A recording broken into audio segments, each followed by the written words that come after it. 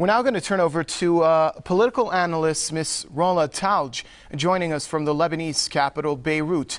What are your views about the significance of this day for Egypt? And a previous political analyst we spoke to here on PressTV said that he expected some big surprises for the elections. Are you expecting to see some surprises as well? Well, I don't see big surprises happening today. I think Egypt is up to a second round. It's impossible for any candidate to get the 50%, 51% today. I think Amr Moussa will have a bad surprise. His chances don't look very good. I think he'll get out of the race. Hamdin Sabahi also will get out of the race. And the second round will be between Ahmed Mursi, Abul Futuh, and Ahmed Shafiq. And then we must expect any scenario between now and then. You know, like if the Brotherhood and the Salafis are not happy with the results, we might see some some turmoil happening in Egypt for the next few weeks. Ms. Talj, you just mentioned that it's not possible for any candidate to get the outright 51% of the Egyptian vote. Can you elaborate on that and tell us what are the Egyptian people looking for in a candidate? What are their preferences in choosing a new president?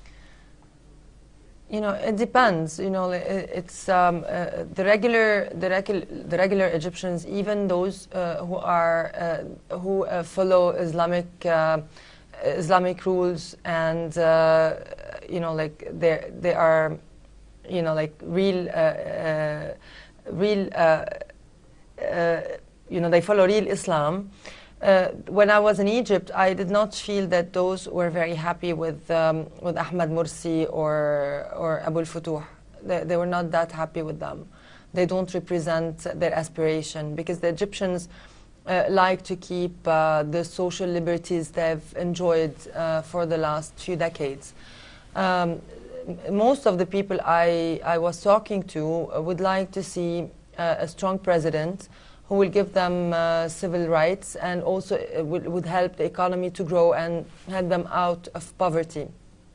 But needless to say that there are some foreign forces like Saudi Arabia and Qatar once again mingling with the you know, like private Egyptian matters, and funding the Salafi or the Brotherhood candidates. And this is not something the Egyptians are very happy with. However, of course, the Salafi and the brothers, they do enjoy some support in some areas, and might get a good 40% out of the votes. At the same time, needless to say that during the parliamentary elections a few months ago, I've talked to several people who are present on site. They were involved with the elections, and it seems, you know, like the representative of the brothers and the Salafis used many tricks to influence the voters, who most of them cannot read or write. So they were present on site trying to manipulate the votes of these people. So I'm afraid this time again, the same thing will happen.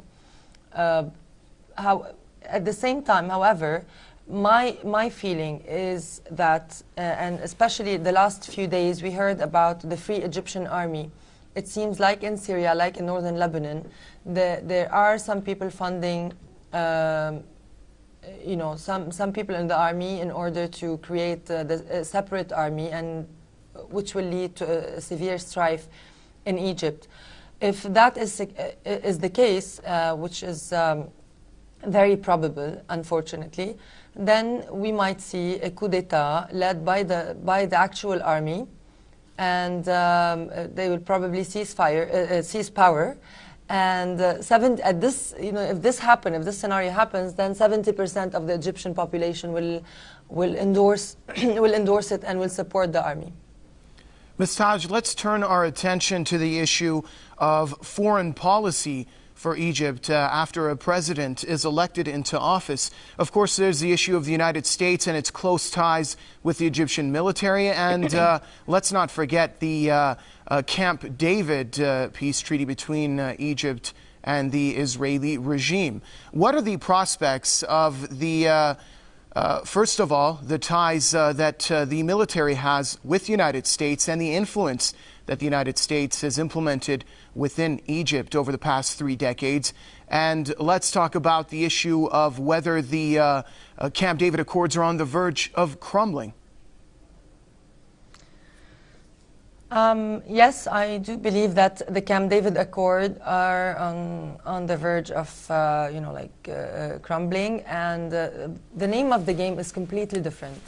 The Egyptian people were never happy with the Camp David Agreement, nor the peace treaty with the Israelis. I think no matter who is the new president, he will have to obey by the streets rule. And regarding the Camp David, most of the Egyptian, no matter from which social class they come from or which educational level they come from, they're all opposed to this agreement with the Israelis. So no matter who is the president, it's going to be very challenging for him to go on with the Camp David Agreement unless there is a regional peace accord and a final solution for the Palestinians. Needless to say that in Sinai these days, Al-Qaeda and various military militias are extremely active, and Israel is watching Sinai very carefully. And I wonder if the next war in the region is not going to be between the Israelis and whomever is occupying or taking a refuge in the Sinai Valley. So no matter who is the president, the challenges are huge.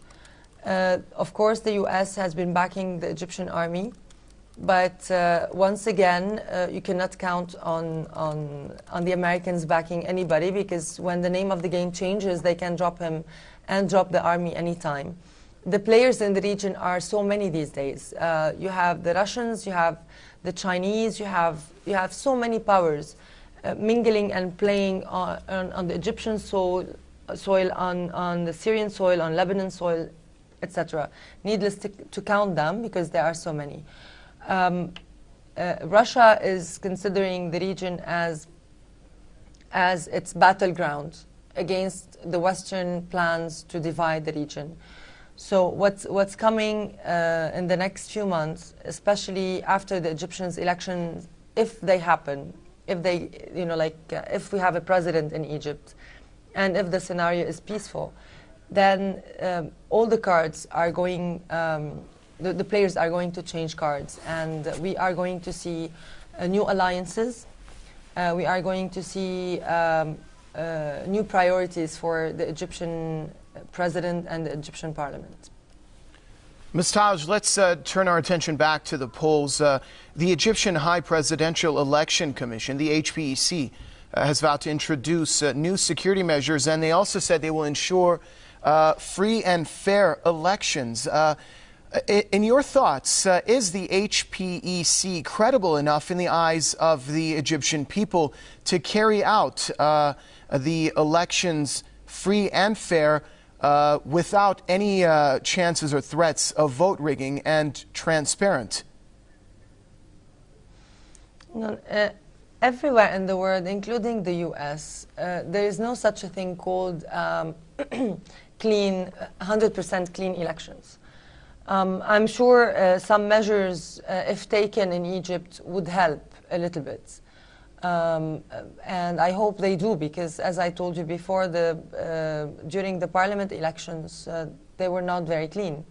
And the brothers were extremely prepared, very well prepared, and they did influence the voters, and they did change a few things as well in the results. So any kind of measures would be more than welcomed.